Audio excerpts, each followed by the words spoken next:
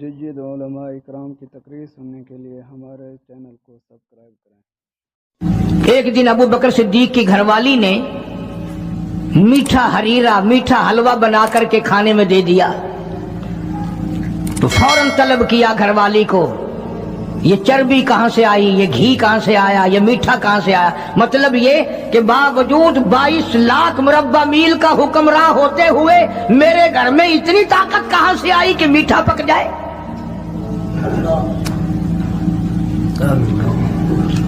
میرے گھر میں اتنا پیسہ کہاں ہے کہ میٹھا پکے؟ یہ تم نے کیسے بنایا، کہاں سے لائی ہو؟ آج کون پوچھے؟ بازاروں میں دکانوں پہ بیٹھتے ہیں، کارخانوں میں رہتے ہیں، گھر جا کے کبھی پوچھا؟ گھر والی جب مسکرا کر کے رسگلے سامنے رکھتی ہے کبھی پوچھا کہ یہ کہاں سے آئے؟ میں نے تو خرید کے نہیں بھیجے، یہ آئے کہاں سے ہیں؟ کبھی میرے جیسے کسی ملا نے پوچھا کہ یہ تو جو تم نے ختم شریف میں 50 کھانے رکھے ہیں، مرنے والا یتیم بچے چھوڑ گیا، یہ 50 کھانے آئے کہاں سے ہیں؟ حالانکہ قرآن کہتا ہے ان الذین یأکلون اموال الیتامی ظلما انما یأکلون فی بطونہم نارا۔ یتیم کا مال کھانا ایسا ہے جیسا اپنے پیٹ میں انگارے بھر لینا۔ کون پوچھے؟ کیوں پوچھا جائے؟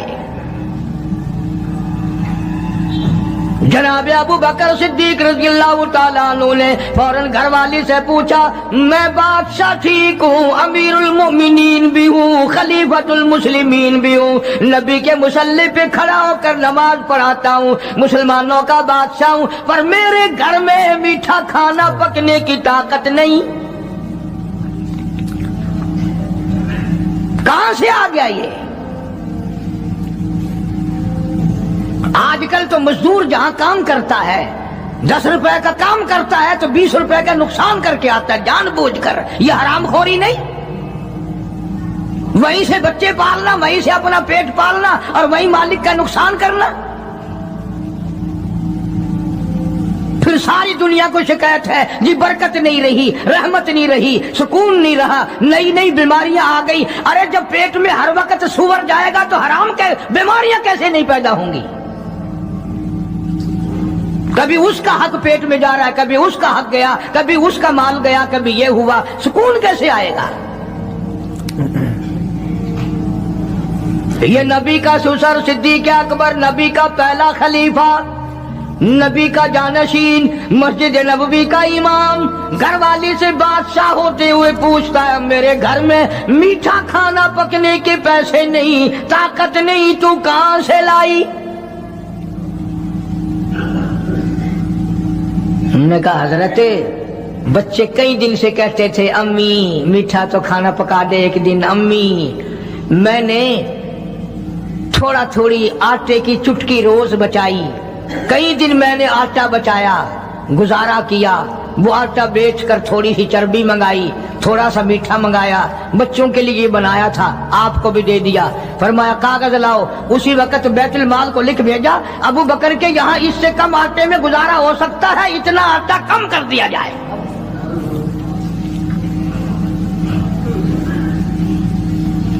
تم کیا جانو ابو بکر کون ہے؟ کبھی کسی بوڑھی نے، کبھی کسی بہو نے، کبھی کسی نے دھی نے کہا کہ آؤ آج ابو بکر صدیق کی نیاز پکاتے ہیں۔ نظر اللہ نیاز حسین، نبی کے یار کا نام نہ لینا کبھی بھی۔ امام الانبیاء محبوب کبریا حضرت محمد مصطفیٰ صلی اللہ تعالی علیہ وسلم نے فرما دیا، او لوگوں، امت کے تمام لوگوں کا میں نے احسانات کا بدلہ چکا دیا، سب کے قرضے چکا دیے، سب کے لینے دینے میں نے برابر کر دیے، پر او میرے اللہ ابو بکر کے احسانات کا بدلہ تو دے سکتا ہے، میں نہیں دے سکتا۔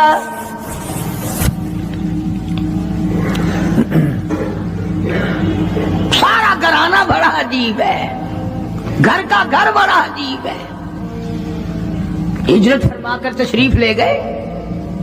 नबी करीम सबका जो सल्लल्लाहु अलैहि वसल्लम की ज़ात अक़दस के साथ तशरीफ ले गए। सिद्दीक़ अकबर का वालिद जिंदा है, अबू कुहाफा बूढ़ा है, आंखों से नाबीना है, अभी ईमान नहीं लाया हिजरत वाली रात तक, बाद में लाया है।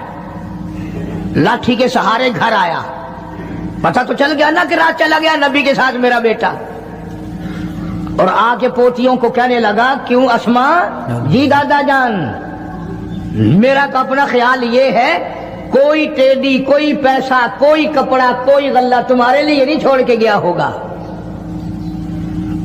बावजूद काफिर होते हुए उस वक्त तक अबू बकर का वालिद मुसलमान नहीं, लेकिन जानता है कि मेरे बेटे को नबी की इतनी मोहब्बत है, वो इतना कुर्बान है, वो इतना परवाना है और इस कदर जानिसार है, कोई शय घर में नहीं छोड़ के गया होगा। सैयदा अस्मा रज़ी अल्लाह ताला अन्हा, छोटी सी बच्ची है सिद्दीक़ अकबर की, कहती है कि मैंने एक हीला बनाया। हमारे यहाँ दीवार में एक आला सा मेरे वालिद ने बना रखा था, उसमें पैसे रखते थे, तो मैंने वहां ये मिट्टी के टूटे हुए बर्तनों के ठिप पर डाल दिए और ऊपर कपड़ा डाल दिया, और मैंने अपने दादा से कहा, नहीं दादा जान, अब के तो अब्बा जी ने हद कर दी, बहुत सारा माल हमारे लिए छोड़ के गए हैं। उन्होंने कहा, बेटी मेरा यकीन नहीं पड़ता, वो नबी के बगैर एक पैसा तो क्या, वो अपनी जान पीछे रखने को तैयार नहीं। उन्होंने कहा, नहीं दादा जरा आओ तो सही। कहती हैं कि मैंने अपने दादा का यूं हाथ पकड़ के, दिखता तो था नहीं, उस कपड़े के ऊपर ऊपर फेर दिया कि देखिए ये आला है ना, ये ताक डाला कि सब भरा पड़ा है। ये कहने लगा, अच्छा अच्छा अच्छा, बहुत अच्छा किया, तुम्हारा गुजारा हो जाएगा, मुझे बड़ा फिक्र था, मुझे बहुत परेशानी थी, अब मैं बेफिक्रा हो गया कि तुम्हारे लिए तुम्हारा अब्बा खाने पीने के लिए तो छोड़ गया। सैयदा अस्मा कहती है, हालांकि जिस वक्त मैंने ये कार्रवाई करके दिखाई, हम 2 दिन के भूखे थे।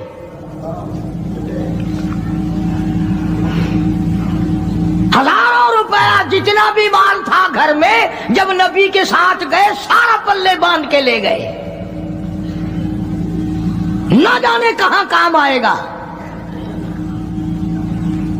ये वो सैयदा अस्मा रज़ियल्लाहु ताला अन्हा जिसका हाल ये है, सारा दिन खजूरों की गुठलियां इकट्ठी करती है, शामन को हामन दस्ते में कूट कर शाम को पानी में घोल कर पी जाती है, सारी रात मुसल्ले पे खड़ी होके कुरान पढ़ती है।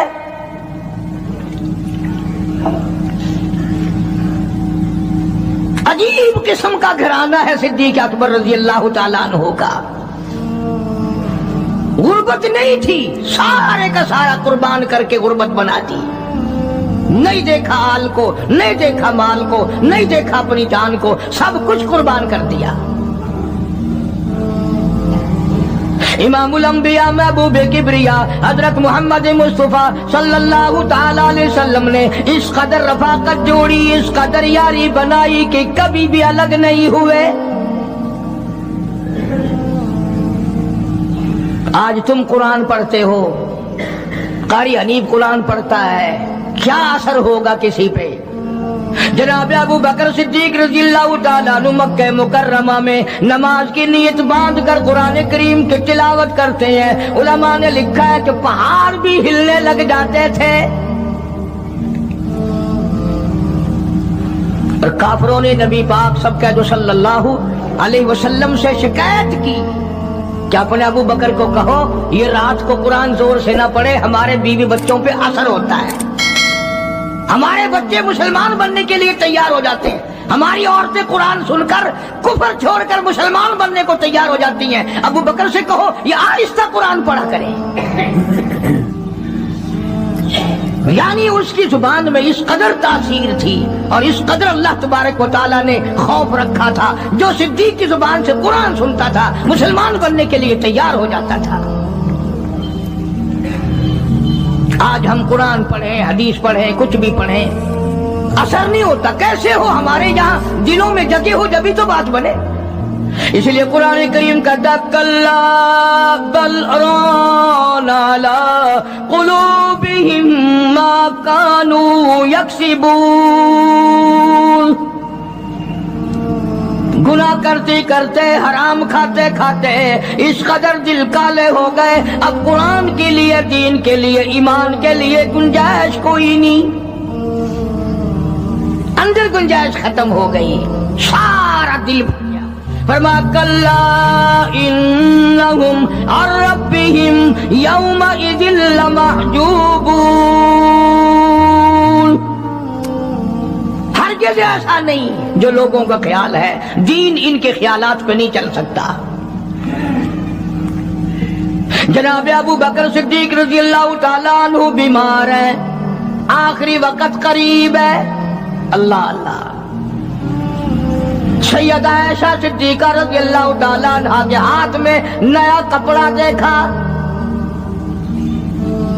بیٹی کے ہاتھ میں نیا کپڑا دیکھا، صدیق اکبر رضی اللہ تعالیٰ عنہ نے فرمایا بیٹی یہ کپڑا کیسا ہے؟ عرض کی ابا جان کفن کے ارادے سے منگوا لیا ہے، نہ جانے کس وقت ضرورت پڑ جائے گی، مجھے خطرہ ہے، اندیشہ ہے، آپ کا آخری وقت ہے، میں نے کفن کے لیے کپڑا منگا لیا ہے۔ اللہ اکبر، ناراض ہوئے، فرمایا عائشہ وعدہ کرو مجھ پر نیا کفن نہیں ڈالو گی۔ عائشہ یہ کپڑا جو تو نے کفن کے لیے منگایا مدینے کی کسی بیوہ کو دے دینا، سر پہ ڈال کے پردہ کر لے گی۔ عائشہ کسی یتیم کو دے دینا، وہ اپنا کرتا بنا لے گا، وہ غریب اپنا ننگ ڈھک لے گا، مجھے نئے کفن کی کوئی ضرورت نہیں۔ اللہ کے یہاں کفن نہیں دیکھے جاتے، اس کے یہاں تو اعمال دیکھے جاتے ہیں۔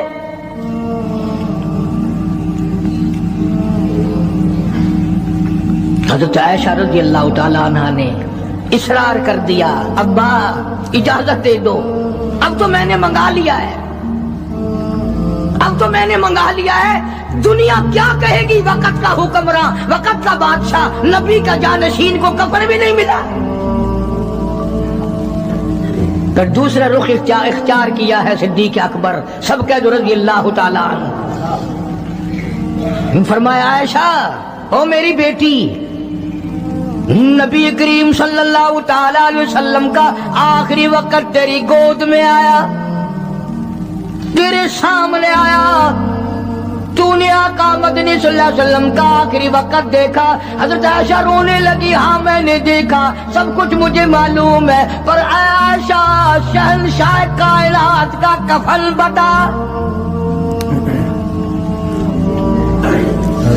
اس مدنی کریم صلی اللہ علیہ وسلم کا، دو جہان کے بادشاہ کا، یتیموں کے وارث کا، بیواؤں کے سہارے کا، دو جہان کے سردار، دو جہان کی رحمت حضرت محمد کریم صلی اللہ علیہ وسلم کا کفن بتا۔ حضرت عائشہ رونے لگی، عرض کی ابا جان جن کپڑوں میں سرکار اس دنیا سے تشریف لے گئے ان کپڑوں میں 12 پیوند تھے، 12 ٹاکیاں تھی۔ فرمایا عائشہ پھر تیرا کیا خیال ہے، میرا محبوب ٹاکیوں میں گیا ہو میں نئے پہن کے جاؤں؟ جن کپڑوں میں میری وفات ہو یہی میرے کفن میں استعمال کرنا، یہی کپڑے مجھے کفن میں دے دینا جو میرے جسم پہ ہیں، اس لیے کہ جب میں اپنے آقا سے ملوں گا تو شرمندگی نہ ہو۔ اور آج ذہن یہ ہے کہ میت کے کپڑے کو ہاتھ بھی نہ لگانا، پہننا تو درکنار، ہاتھ لگانے کو تیار نہیں، گھر میں رکھنے کو تیار نہیں، یوں لکڑی سے اٹھا کر پرے پرے پھینکتے ہیں، آگ لگاتے ہیں، نہلانے والے کو دے دیتے ہیں، وہ بھی نہیں پہنتا، یوں ہی گلیوں میں نالیوں میں پھینک جاتا ہے۔ نہ تیرا باپ مرا، جب تجھے نفرت ہے کپڑوں سے، مردہ نوانے والے کا وہ ماما لگتا ہے، وہ کیوں پہنے؟ عرض کرنے کا مقصد یہ کہ ان حضرات کی زندگی تو دیکھو، اور وفات شریف سے پہلے 2.5 برس جو وظیفہ لیا، جو تنخواہ لی سرکاری خزانے سے، خیبر کی زمین بیچ کر صدیق اکبر رضی اللہ تعالیٰ عنہ نے 2.5 برس کی تنخواہ کا حساب کر کے وہ ساری تنخواہ جو لی تھی بیت المال میں واپس داخل کر کے پھر دنیا سے رخصت ہوئے۔ جو تنخواہ لی تھی 2-2.5 سال میں وہ ساری کی ساری واپس کر دی جناب ابو بکر صدیق رضی اللہ تعالیٰ عنہ نے کہ میں مسلمانوں کا پیسہ کھا کے نہیں مرنا چاہتا، چاہے تنخواہ کے طور پر تھا، کل قیامت میں میرے لیے رکاوٹ نہ بن جائے۔ آج مجھے اور آپ کو تو یہ تلاش بھی نہیں کہ اپنا حلال کے پیسوں سے کفن تو بنا کے رکھ لیں۔ ایئر کنڈیشن کا ہر وقت ذکر ہے، گھر میں ہونا چاہیے، فریج ہونا چاہیے، پنکھے ہونے چاہیے، یہ ہونا چاہیے، کار ہونی چاہیے، موٹر ہونی چاہیے، یہ ہونا چاہیے، اور کبھی گھر میں یہ ذکر بھی ہوا کہ حلال کا کفن بھی ہونا چاہیے۔ وہ کدھر سے آئے گا؟ اس کے لیے کون انتظام کرے گا؟ کون ہم نے گھر میں پیدا کر رکھا ہے جو اس وقت یہ بات دیکھ کر کفن لائے گا؟ اس لیے قرآن کریم نے اعلان کر دیا، لوگوں اپنا سب کچھ پاک صاف بن کے دنیا سے جاؤ، اپنا بدن بھی پاک ہو، عمل بھی پاک ہو، پیٹ بھی پاک ہو، کفن بھی پاک ہو۔ ان ساری میں وہ بات کرتا ہوں جس سے نہ دیوبندی بچے، نہ بریلوی بچے، نہ شیعہ بچے، نہ سنی بچے۔ موت کا جھٹکا تو سب کو لگنا ہے نا، اور ایسا لگتا ہے لاکھوں برس تک منہ کڑوا رہتا ہے۔ جناب صدیق اکبر رضی اللہ تعالیٰ عنہ نے وہ تنخواہ جو لی تھی ساری زندگی میں وہ بھی بیت المال میں واپس کر دی، اور تمام کے تمام لوگوں کے حقوق چکا دیے۔ باقی جو بات رہی وہ سیدھی کمتر مرحوم کہتا ہے، ادا صدیق دا اسلام تے قرضہ بقایا ہے، اجا صدیق دا اسلام تے قرضہ بقایا ہے، جتا جس دے ہاتھوں اس آخری زمین رسایا ہے، وصولی دا نہ چنتا نہ لکھوایا صحابہ نے، مدنی کریم صلی اللہ تعالی علیہ وسلم کے جانثار، نبی کا یار، نبی کا وفادار، ہر وقت کا ساتھی، اسی غم میں رہتا ہے۔ اور وصیت کی کہ مجھے غسل دینا، میرے انہی کپڑوں میں دفن کرنا، اور فرمایا میرا جنازہ اٹھا کر حجرے مبارک کے سامنے لے جانا، حجرے عائشہ کے سامنے لے جانا، توجہ کرنا، نیند نہ کرو۔ اور یوں فرمایا نبی پاک صلی اللہ علیہ وسلم کی جہاں قبر شریف ہے، حضور کا حجرہ ہے، روضہ ہے، دروازے پہ کھڑے ہو کر آواز لگانا، کالی کملی والے صدیق آ گیا ہے۔ فرمایا اگر اجازت ہو تو اندر دفن کرنا، اور اگر اجازت نہ ہو تو جنت البقیع میں لے جانا۔ علماء کہتے ہیں کہ جب میت کو جا کر کے روضہ اقدس صلی اللہ علیہ وسلم کے سامنے رکھا اور آواز لگائی تو دروازہ خود بخود کھل گیا، اور آواز آئی دیر نہ کرو، محبوب کو محبوب سے ملا دو۔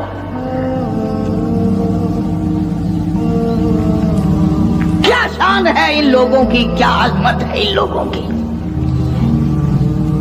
ساری زندگی اس محبت میں، عظمت میں، اکرام میں گزاری جو اس کائنات میں کوئی اس قدر اکرام کر نہیں سکتا۔ مدینہ پاک میں ایک وقت ایسا بھی آیا کہ دشمنوں نے مدینے کے گورنر کو گانٹھ لیا، اس کو رشوت دی، پیسے دیے، اور کہا کہ ہمیں اجازت ہونی چاہیے، ہم روضہ اقدس کو کھود کر ابو بکر صدیق اور فاروق اعظم کی لاشیں نکالنا چاہتے ہیں یہاں سے۔ چنانچہ حاکم وقت نے پیسے کھا کر اجازت دے دی۔ شمس الدین سراج ایک بزرگ ہے جو اس وقت مدینہ پاک یعنی روضے کے متولی ہیں، مسجد نبوی کے متولی ہیں، گنبد خضرا صلی اللہ علیہ وسلم کے محافظ اور نگہبان ہیں۔ وہ فرماتے ہیں کہ رات آدھی جب گزری تو کنڈی کھٹکی مسجد کی، میں نے کنڈی کھول دی تو مجھے حکم ملا کہ تم خاموش رہو، اگر آواز نکالو گے سر اتار دیا جائے گا۔ ایک آدمی اندر داخل ہوا، دوسرا داخل ہوا، تیسرا آیا، کسی کے ہاتھ میں کسی، کسی کے ہاتھ میں गंती, किसी के हाथ में टोकरी, किसी के हाथ में तसला मिट्टी उठाने वाला, सब के सब यूं लेकर दाखिल हो रहे हैं। और मुझे ये कहा गया कि ये जो कुछ करते हैं रोकना नहीं, किसी को बताना नहीं। शमसुद्दीन सराज बुजुर्ग रहमतुल्लाह अलैह कहते हैं, वो जब 40 के 40 अंदर दाखिल हो गए, पिछले ने मुझे इशारा किया दरवाजा बंद कर दे, अब किसी और को अंदर न आने देना। वो अल्लाह वाला कहता है, मुझे बता तो दिया गया था दोनों जलीलुल कदर साहबा हजरत शेखैन की बेअदबी करेंगे, कब्र खोदेंगे, उनकी मैयत निकालेंगे। फरमाते मैंने दरवाजा बंद कर दिया, मैं सजदे में गिर गया, मौला और मेरा बस नहीं, मेरा कोई चारा नहीं, मेरी हुकूमत नहीं, मेरी फौज नहीं, मेरा लश्कर नहीं, मेरे पास तोप नहीं, मेरे पास लश्कर नहीं। ओ मेरी मौला, मैंने सुना है जैसे नबूवत का मुहाफिज तू है, इसी तरह सिद्दीक की सदाकत का, फारूक की अदालत का भी तू ही निगहबान है। मौला मेरी मौत भेज दे, मैं ना देखूं। शमसुद्दीन सराज बुजुर्ग कहता है कि अल्लाह का हुक्म हुआ, मैंने भी दुआ तो की थी रो रो के, मेरे देखते देखते, तवज्जो करना लफ्ज समझो, मेरे देखते देखते मस्जिद नबवी में जमीन फटी और बगैर टोकरियों के बगैर सामान के 40 के 40 को जमीन निगल गई। अल्लाह तुम सबको मदीने पाक जाना नसीब फरमाए। वो जो कालीन बिछे हुए हैं ना, किसी पुराने अरब से अब भी पूछ लेना, लंबा काला काला निशान लगा हुआ है, ये निशानी है कि वो काले जो थे ना अंदर के काले, वो सब यहाँ का रखे हुए हैं। यानी खुदा सिद्दीक अकबर का, फारूक आजम का, नबी के यारों का इतना बड़ा मुहाफिज है, जो बदनीयत से आए थे उन सबको जमीन निगल गई।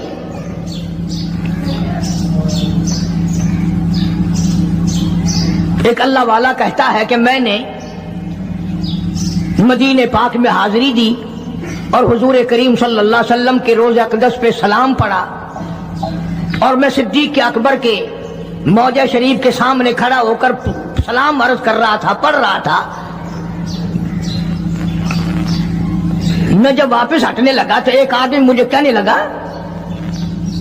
आप कहां से आए हैं? उसने बताया कि मैं फलां जगह से आया हूं। कि आप बड़े नेक आदमी मालूम होते हैं, बड़ा अच्छा सलाम पढ़ रहे थे, तारीफ अच्छी कर रहे थे, मेरे यहां खाना खाने चलो। अल्लाह वाला कहता है कि मैं उसकी बातों में आ गया कि चल भाई, मदीने का आदमी है, मदीने का आदमी है, दावत कर रहा है, इनकार करूं तो सुन्नत के खिलाफ। उन्होंने कहा चल भाई, ले गया और वहां जाकर एक मकान में उस अल्लाह वाले को बंद करके कोठरी में उसको जंजीरों में बांध कर उसकी जुबान काट दी। तूने सिद्दीक की इतनी तारीफ क्यों की? और फिर छोड़ दिया कि जा सिद्दीक से ठीक करा के दिखा। वो फिर मस्जिद नबवी में आया, वो खुद बयान करता है कि मैं रोज़े अक़दस सल्लल्लाहु अलैहि वसल्लम के सामने खड़ा होकर रो पड़ा, काली कमली वाले तेरे यार की तारीफ की, मेरी जुबान कट गई। रियाजुल जन्ना में बैठ कर रोता रहा, दुआ करता रहा, और वो जो जुबान काट के अलग की थी वो भी उसके हाथ पे रख दी थी उस काटने वाले ने। कहता है कि मुझे थोड़ी सी नींद सी आ गई, गनूदगी सी तारी हो गई, तो मुझे फौरन हुजूर करीम सल्लल्लाहु अलैहि वसल्लम की ज़ियारत हुई, दीदार हुआ। फरमाया क्यों रोता है? ये कटी हुई जुबान मुझे पकड़ा, मैंने हजरत के हाथ पे रख दी, आपने मेरे मुंह में रखकर फूंक मार दी। फरमाया अल्लाह ठीक कर देगा। वो कहता है मेरी थोड़ी सी आंख खुली, जुबान बिल्कुल ठीक ठाक, मेरी बिल्कुल सही तंदुरुस्त मेरी जुबान हो गई। लगा मुझे तो और भी ज्यादा लुत्फ आने लगा। अब मैं हर वक्त कभी सिद्दीक अकबर के दरवाजे पे खड़ा हूँ, कभी फारूक आजम के मौजा शरीफ के सामने खड़ा हूँ, कभी हुजूर करीम सल्लल्लाहु अलैहि वसल्लम के सामने खड़ा हूँ। एक और आदमी आया और कहने लगा कि आप बड़े नेक आदमी मालूम होते हैं, میرے یہاں کھانا کھانے چلو، برکت ہو جائے گی آپ کے قدموں سے، آپ کی دعا سے۔ وہ اللہ والا کہتا ہے کہ میں نے تو سوچا کہ وہی ہوگا تو ٹھیک ہے، پھر کٹواؤں گا صدیق کے نام پر زبان، پھر کٹاؤں گا، پھر مزہ آئے گا۔ نہ میں اس کے ساتھ چلا گیا۔ جس وقت مجھے اس مکان میں، وہ اسی مکان میں لے کے گیا، میں سمجھ گیا کہ آج پھر وہی وقت آ گیا۔ لیکن مجھے وہ مکان میں کھڑا کر کے کہنے لگا، کیا پہلے بھی آپ اس مکان میں تشریف لائے ہیں؟ کہ جی ہاں۔ کہ میرے والد لائے تھے آپ کو؟ کہ جی ہاں۔ کہ ذرا دعا کر دو، ان کا حال اسی دن سے بدل گیا تھا۔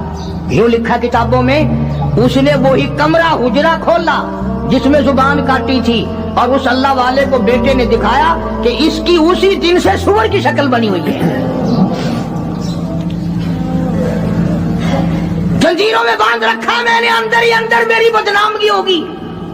اللہ والے زبان تیری کاٹی، باپ میرا تباہ ہو گیا۔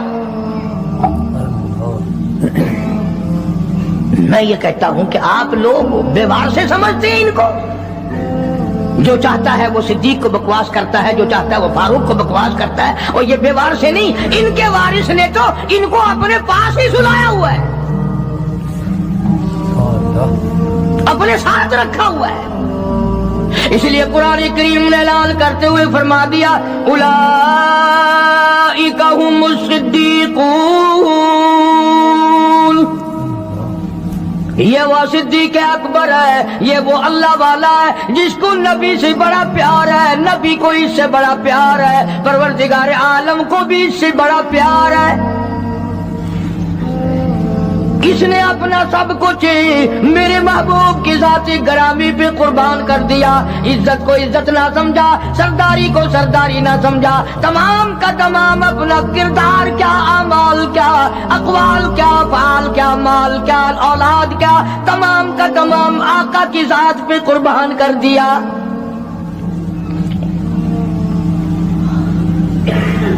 یہ تو اتنا غیرت والا گھرانہ ہے، یہ تو اتنا شرم والا گھرانہ ہے۔ حضرت عائشہ صدیقہ سب رضی اللہ تعالی عنہا فرماتی ہے، میں نے خواب دیکھا، میں نے ایک خواب دیکھا حضور کریم صلی اللہ علیہ وسلم کی زندگی میں ہی۔ آسمان سے چاند اترا اور میرے حجرے میں آ گیا، پھر دوسری مرتبہ چاند آسمان سے اترا، پھر میرے حجرے میں آ کے چھپ گیا، پھر تیسری مرتبہ چاند اترا، میرے حجرے میں آ کے چھپ گیا۔ حضرت عائشہ فرماتی ہیں رضی اللہ تعالی عنہا، میں نے حضور کریم صلی اللہ علیہ وسلم سے عرض کیا، آقا میں نے یہ خواب دیکھا ہے۔ فرمایا تعبیر اس شرط پہ بتاؤں گا کہ میرے ہوتے ہوئے میری حیات میں کسی کو نہیں بتاؤں گی۔ فرمایا میں نہیں بتاؤں گی۔ حضور نے فرمایا عائشہ یہ تیرا حجرہ ہے، پہلا چاند اس میں میں آؤں گا، دوسرا چاند ابو بکر آئے گا، تیسرا چاند فاروق اعظم یہیں آئے گا۔ حدیث کی ساری کتابوں میں موجود ہے۔ حضور کریم صلی اللہ علیہ وسلم کا ارشاد ہے، اگر عائشہ صدیقہ نہ ہوتی دین ناقص رہ جاتا، ادھورا رہ جاتا۔ یہ تو دین کو کامل کرنے والا گھرانہ ہے۔ عبداللہ ابن مسعود رضی اللہ تعالیٰ عنہ اور عبداللہ ابن عباس رضی اللہ تعالیٰ عنہما یہ جلیل القدر محدث ہیں، مفسر ہیں، دونوں کہتے ہیں جتنا علم ساری امت کو ملا اتنا علم اکیلا ہماری اماں عائشہ صدیقہ کو ملا۔ سارے صحابہ مسائل پوچھنے کے لیے عائشہ صدیقہ کے دروازے پہ آیا کرتے تھے۔ خود حضور نے جو فرما دیا، عائشہ کے بغیر دین کامل نہیں، عائشہ نہ ہوتی دین ناقص رہ جاتا، آدھا دین عائشہ سے پورا ہوا۔ تم تو اتنا بھی پیار نہیں کرتے کہ اپنی بیٹیوں کے نام ہی نبی کی گھر والیوں کے ناموں پہ رکھو، نبی کی بیٹیوں کے ناموں پہ رکھو، فلمی کنجریوں کے نام تمہیں بڑے پیارے لگتے ہیں۔ ہاں اللہ نیتوں کو دیکھ نہیں رہا۔ خانم فلانی خانم، اور پھر تھوڑے دنوں کے بعد جب وہ دم خم ہوتی ہے پھر روتے پھرتے ہیں، پتہ نہیں یار کہاں چلی گئی، کالج گئی تھی مڑ کے آئی نہیں۔ کیسے آئے؟ یہ جو جلوس بلوس نکالتی پھرتی ہے نا، ان میں ایک بھی مسلمان گھر کی عورت نہیں ہے۔ تحقیق کر کے دیکھو، یا یہودیوں کی نسل ملے گی یا عیسائیوں کی نسل ملے گی۔ مسلمان عورت ہو یا مرد ہو، وہ یہ تھوڑی کہہ سکتے کہ ہم نہیں اسلام کو مانتے، ہم نہیں ایمان کو مانتے، ہم نہیں قرآن کو مانتے۔ اور تم نے مانا کب تھا؟ تم تو وہ بے ایمان ہو جنہوں نے انگریز کے گھوڑوں کی لیج چاٹ چاٹ کر مسلمانوں سے غداری کی اور انگریزوں کے ساتھ وفاداری کی۔ یہ جو تمہیں بڑے بڑے نظر آتے ہیں نا، بنگلے کے جاگیر کوٹھیاں، یہ سارے مسلمان اور قرآن کے غدار ہیں۔ صحابہ اکرام کی زندگی دیکھو کہ جو تنخواہ معمولی سی لی، اتنی لی کہ جس میں میٹھا دلیا بھی نہ پک سکے، وہ بھی واپس بیت المال میں داخل کر کے دنیا سے رخصت ہوئے ہیں۔ یہ تو ایسے تقوی کے مالک تھے صحابہ کرام، تو سیدنا فاروق اعظم سب کا جو رضی اللہ تعالیٰ عنہ، یہ پوتا پاس کھڑا ہے، حضرت عمر کا پوتا، آواز جو دی پوتے کو تو ایسا بولا جیسے بچے کے منہ میں کوئی چیز ہو۔ دادا نے پوچھا بیٹا منہ میں کیا ہے؟ اکھے دادا پیسہ۔ نے کہا پیسہ کہاں سے لے آیا؟ کہ ابو موسیٰ عشری نے دیا، رضی اللہ تعالیٰ عنہ صحابی ہے، بیت المال کا محافظ خزانچی سمجھو، کیا ابو موسیٰ نے دیا؟ دیکھی نکال کر 54 تھی۔ اب بتاؤ کیا غضب ہو گیا اس میں، کیا طوفان ٹوٹ گیا تھا، کیا آسمان ٹوٹ گیا تھا اگر تنخواہ خزانے کے محافظ نے، خزانے والے نے امیر المومنین کے پوتے کے ہاتھ پہ 54 رکھ دی تو کیا ہو گیا؟ فاروق اعظم نے ابو موسیٰ عشری کو طلب کیا ہے، بلایا ہے، فرمایا یہ 4 آنے کہاں سے لایا تھا؟ یہ 4 آنے کہاں سے لایا تھا؟ انہوں نے کہا جی خزانے کی کوٹھڑی میں جھاڑو دی تھی، کوڑا کباڑ مٹی جو باہر نکالی اس میں سے یہ درہم 54 نکل آئی۔ بچہ میرے پاس کھڑا تھا، میں نے ہاتھ پہ رکھ دیا کہ کوئی شے کھا لے گا، کوئی چیز لے کے کھا لے گا، بچہ ہے۔ تیرے ورگا ہوں نا تو چاٹ مارے، اچھا میرے بال کو 54 دے ہونی آئی، بیا خزانہ سارا تیرے پیو دے۔ فاروق فرماتے درہ اٹھا کے لاؤ۔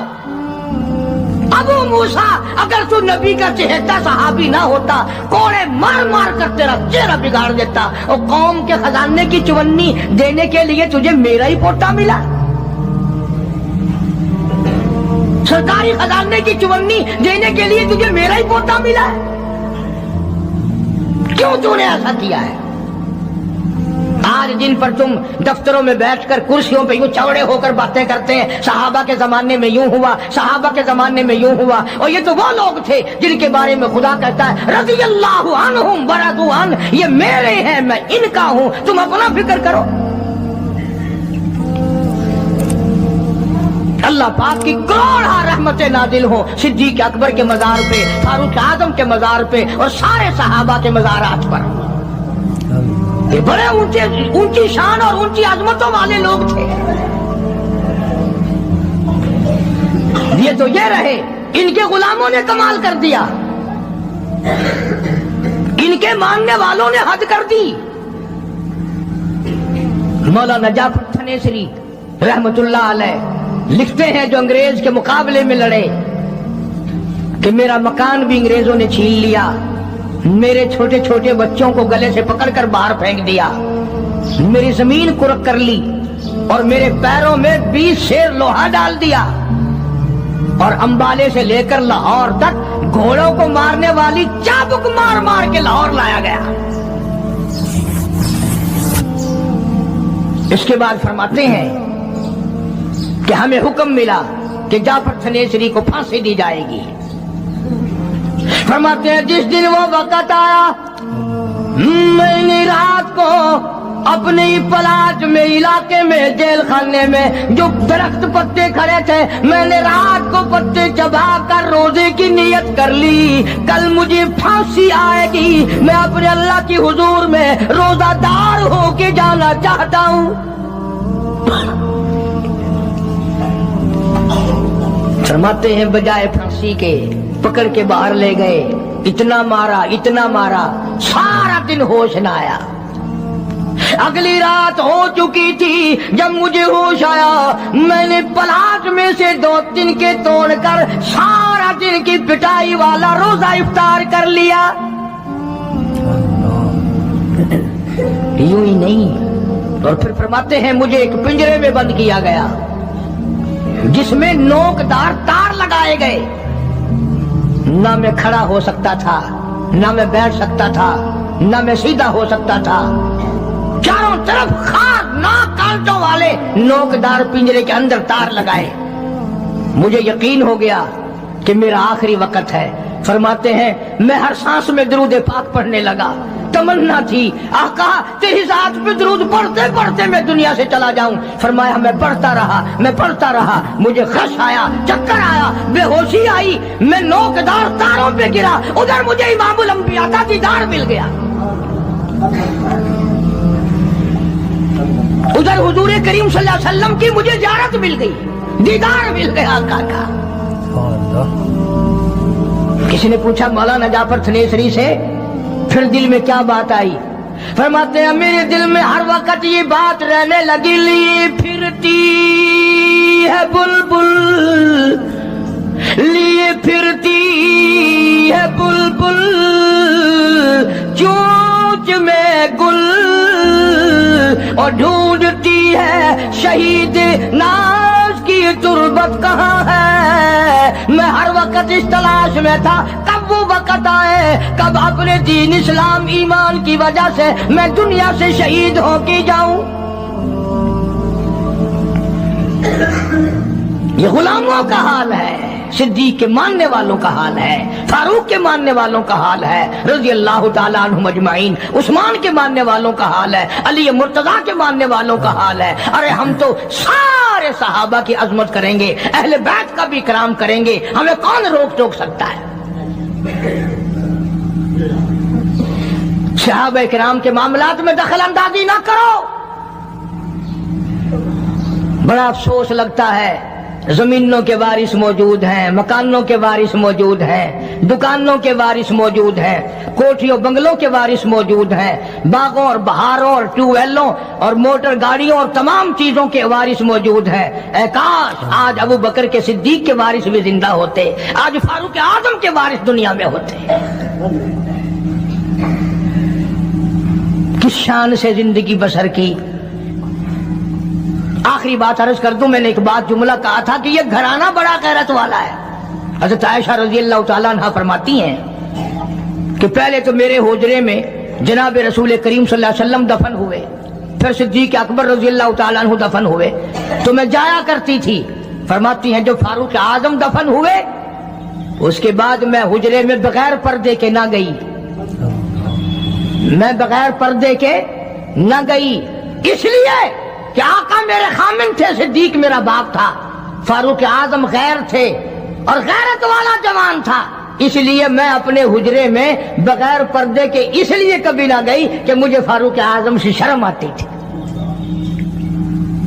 ऐसा सिद्दीका कब्र वालों से हया करती थी। और आजकल ये टेलीविजन पे नाचने वाली वीसीआर की लानत ने मुसलमानों का बेड़ा गर्क कर दिया है। याद रखो ये बात, चलाओ घर घर में वीसीआर, अगर मरते वक्त तुम्हें कलमा मिल जाए तो हमें कहना। तुमने खुद अपने घरों में बदमाशी फैला दी, लानत फैला दी। अल्लाह तबारक व तआला की सारा दिन कंजरियों की आवाज आती है, लानत बरसती है। कुरान पढ़ते हुए फांसी लगती है, दुरूद पाक पढ़ते हुए तुम्हें नाग लड़ता है। नमाज घर का घर नहीं पढ़ता, गाना बजाना बदमाशी हरामखोरी ये मुसलमानों के घर है। आज अगर कोई मुसलमान हुक्मरान होता फिर पता चलता कि इस्लाम क्या होता है और ईमान क्या होता है। ये तो शुक्र करो, जैसी रूह वैसे ही फरिश्ते, हाँ जैसे हम हैं ऐसे ही हमारे हुक्मरान। जय्यद उलमा इकराम की तकरीर सुनने के लिए हमारे चैनल को सब्सक्राइब करें। शुक्रिया।